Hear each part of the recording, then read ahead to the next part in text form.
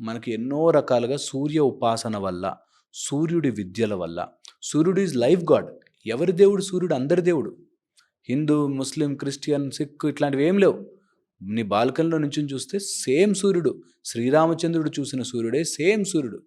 అలాంటి సూర్య భగవానుడిని మనం ఎందుకు యాక్టివేట్ చేసుకోలేకపోతాం? ఎందుకు తెలుసుకోలేకపోతాం? విటమిన్ డి డెఫిషియన్సీలు వచ్చి, విటమిన్ కాదు అది, డి ఈజ్ ఎ హార్మోన్ అని డిసైడ్ చేస్తున్నారు ఇప్పుడు.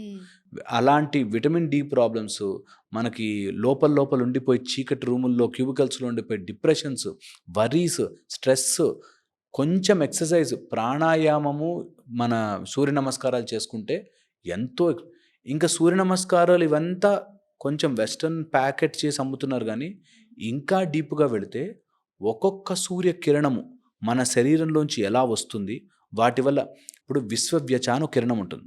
మూలాధార చక్రం నుంచి రేడియేట్ అవుతూ మూలాధారములో ఆదిత్య హృదయములో ఉన్న ఆ హృదయం నుంచి వస్తున్న ఒక కిరణము ఆల్ పర్వేడింగ్ యూనివర్స్ అంతా ఉంది అదే కిరణం.